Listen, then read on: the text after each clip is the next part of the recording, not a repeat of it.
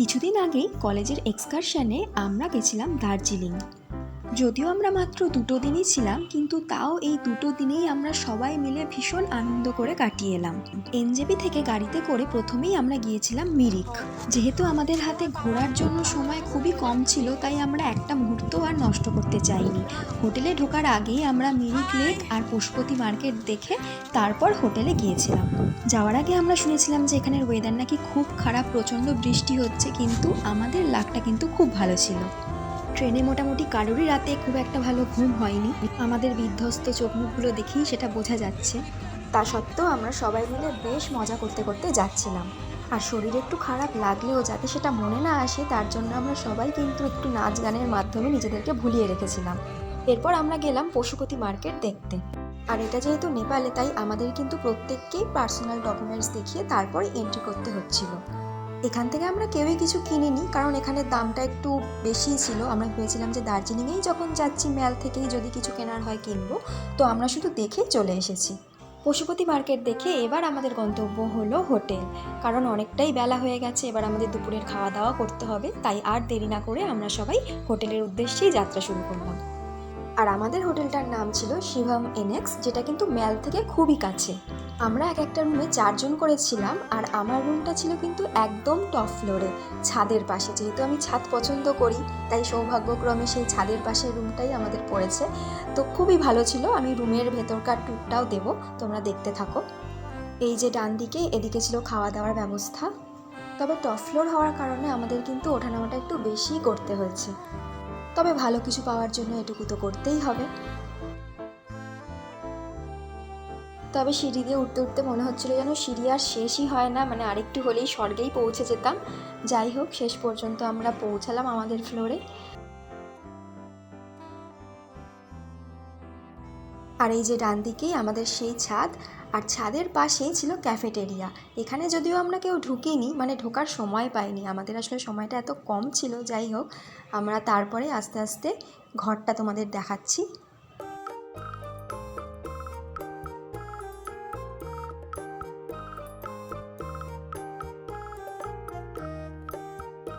এই যে আমাদের 4 জনের ডাবল বেডের রুমটা কিন্তু খুবই সুন্দর ছিল দেখতে। এই যে এটা জানলা থেকে ভিউটা এরকম দেখাচ্ছিল।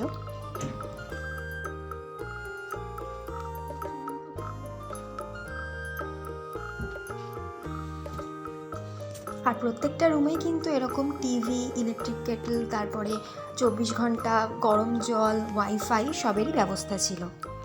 এই রুম ট্যুরের শ্যুটটা যেহেতু আমি ফেরার দিনকে করেছি, তাই এরা সবাই জামা কাপড় গোছাতে ব্যস্ত, নিজেদের জিনিসপত্রগুলো গোছাতে ব্যস্ত, যাতে একটাও মিস না হয়।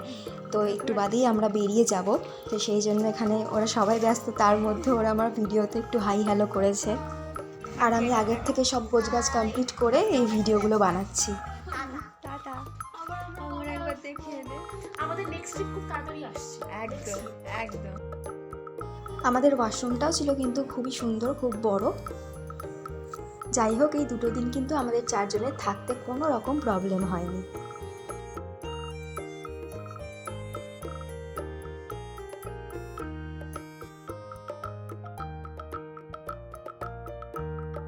আর এই যে এটা হলো ছাদ থেকে ভিউটা। যদি ওয়েদারটা একটু মেঘলাটা না হতো, ক্লিয়ার থাকতো, তাহলে আমরা আরও ভালো ভিউ পেতাম। প্রথম দিন হোটেলে গিয়ে খাওয়া দাওয়া সেরে একটু রেস্ট নিয়েই আমরা সবাই ম্যালে ঘুরতে বেরিয়ে পড়েছিলাম। এখানে অনেক জিনিস বিক্রি হচ্ছিল, সব শীতের পোশাকগুলো বিক্রি হচ্ছিল, শাল, তারপর আরও নানা রকম ভ্যারাইটিস জিনিস ছিল। আর এই যে আমার বন্ধুরা সবাই কিছু না কিছু কেনাকাটা করছে। আর আমার যেহেতু খুব একটা কেনাকাটার কিছু ছিল না, তাই আমি এই চারপাশের ভিডিওগুলো করছি, জিনিসপত্র দেখছি। কিনি না কিনি, দেখতে তো কোনো ক্ষতি নেই, তাই এগুলো দেখছি।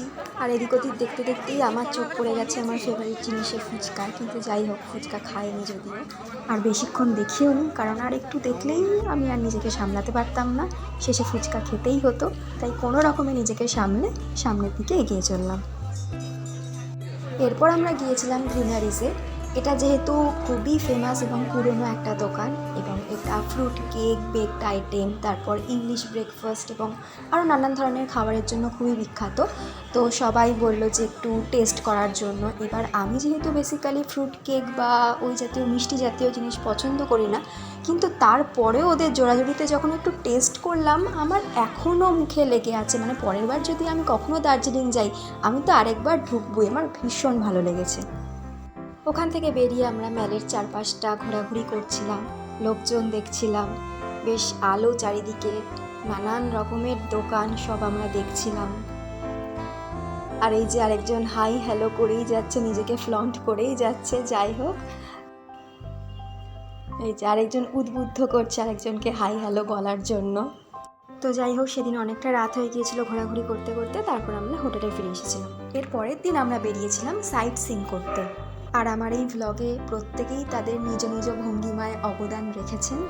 যাই হোক, আর এই যে এই দুই মূর্তিমান, এনারা বুঝতেই পারছেন না যে কি করতে হবে। আমি বললাম যে আমি একটু র ভিডিও শ্যুট করছি, তো তোরা একটু হাই হ্যালো কর বা তোদের যা মন চায় তাই কর। আর এই যে আমার বাকি বান্ধবীরা আমার ভিডিওয়ে তাদের দন্ত প্রদর্শন করছেন, আর এর মাঝে আমি নিজেকে একটু দেখিয়ে নিলাম। আর এসবেরই মাঝে খুবই গুরুত্বপূর্ণ কোনো একটা বিষয় নিয়ে মনে হয় আলোচনা চলছিল। যাই হোক, তো এভাবেই আমরা আস্তে আস্তে আমাদের সাইট সিন আমরা যেগুলো করব সেই দিকে পা বাড়াচ্ছিলাম। আর আমি যেহেতু নিজে ভিডিও করছিলাম, আমার নিজের কোনো ভিডিওই উঠছিল না। নিজে যারা ব্লগ বানায় তাদের এই এক অসুবিধা, নিজেদের ছবি আর ওঠে না। তো এভাবেই ক্যামেরাটাকে বারবার ঘুরিয়ে ঘুরিয়ে নিজেকে দেখাতে হয়, যে নিজের এক্সিস্টেন্সটাকে বোঝাতে হয় যে না, আমিও আছি ভিডিওতে। যাই হোক, এখানে প্রচুর গল্প, হাসি, মজা হচ্ছিল। এই যে তারপর শুরু হলো নাচ। এখানে স্যার বলেছিলেন যে আমি ভিডিও করছি, তোমরা একটুখানি নাচো। তো আমরা নাচতে গিয়ে আরেকটু হলে গাড়িটাই পুরো খাদে ফেলে দিচ্ছিলাম। স্যার ভাবছেন যে কাদের সাথে গাড়িতে উঠেছি, আর কোনোদিনও উঠবো না ভাই, একটু নাচতে বলেছিলাম। এরা তো তাণ্ডব শুরু করে দিয়েছে রীতিমতো। তো যাই হোক, থ্যাঙ্কস টু ইউ স্যার, যে আমাদের এত পাগলামি আপনি সহ্য করেছেন। তো এভাবেই হাসি মজা করতে করতে আমরা আমাদের পুরো জার্নিটা করেছিলাম। আমরা এরপর গিয়েছিলাম দার্জিলিং জুতে, যেটার নাম পদ্মজা নাইডু জুলজিক্যাল পার্ক।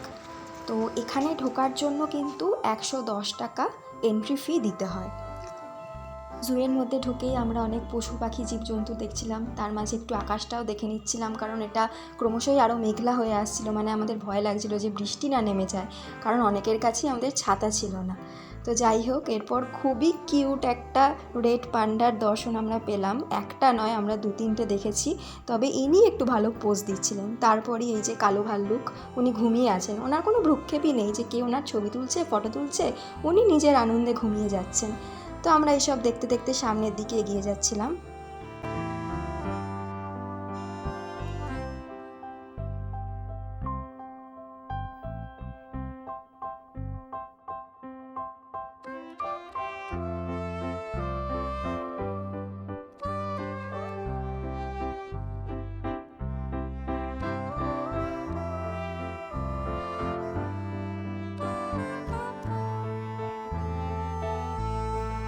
দার্জিলিং জু দেখা শেষ করে আমরা গিয়ে পৌঁছলাম দার্জিলিং টি গার্ডেনে।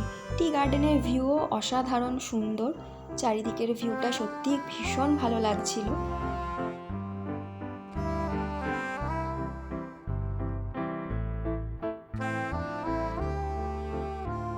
তো চলতে চলতে আমাদের গাড়ি কিছুক্ষণের জন্য থেমেছিল এই তেনজিং নোরগের রকটার সামনে, যেখানে উনি প্রথম ক্লাইম্ব করেছিলেন। এরপর আমরা গিয়েছিলাম পিস প্যাগোডা দেখতে। এখানেও অন্যান্য সব জায়গার মতোই সিনটা খুবই সুন্দর ছিল, চারিদিকটা খুব ভালো লাগছিল। এত সুন্দর গাছ, এত সুন্দর পরিবেশ, খুবই ভালো লাগছিল। আমরাও অনেক ছবি তুলেছি, মানে অন্যান্য জায়গাতেও যেরকম ছবি তুলেছি এখানেও প্রচুর ছবি তুলেছি। সেগুলো আর এখানে দিলাম না, সেগুলো সব আমার ফেসবুক পোস্টে রয়েছে। এরপরই আমরা গিয়েছিলাম বাতাসিয়া লুপে। আর বাতাসিয়া লুপে প্রবেশ করার জন্য এন্ট্রি ফি কিন্তু 50 টাকা। আর যেহেতু বেলা অনেকটাই হয়ে গিয়েছিল, তাই এটাই ছিল আজ আমাদের লাস্ট সাইট সিন। আর বাতাসিয়া লুপের কথা আলাদা করে আর কী বা বলবো, অসাধারণ সুন্দর একটা জায়গা, খুবই ভালো লাগছিল আমাদের। আর এসবের মাঝেই একটা খুব সুন্দর কিউট একটা জিনিস ঘটলো, যে আমাদের কলেজের এক দিদি সুনিতা দি আমাদের ম্যামকে কোলে তুলে নিয়েছে পুরো। তো এটা খুবই মজা লাগছিল দেখতে, ম্যামও খুব আনন্দ পেয়েছেন, আমরা সব ভিডিও ছবি তুলে নিয়েছি। এটা আসলে কিছুই না, সময় তো পেরিয়ে যায় কিন্তু এই আনন্দ মজা স্মৃতিগুলোই না রয়ে যায়, এগুলোই পরে মনে পড়ে যখন একাকী আমরা বসে থাকি। তো এইভাবে আমরা টয় ট্রেনটাও দেখতে পেলাম, সেটা দারুণ লাগছিল। যদিও আমরা টয় ট্রেনে ওঠার সেই সৌভাগ্যটা আমাদের এবারেও হলো না, তো আশা করছি পরের বার যখন যাব নিশ্চয়ই টয় ট্রেন চাপতে পারবো। তো এখন টয় ট্রেনের এরকম আসার ভিডিওগুলো দেখেই মনটাকে ভালো করতে হচ্ছিল, কিছু করার নেই। তো এই টয় ট্রেনে যারা বসেছিলেন তারা আমাদের দেখে এরকম হাত নাড়াচ্ছিলেন, যেটা দেখতে খুব ভালো লাগছিল।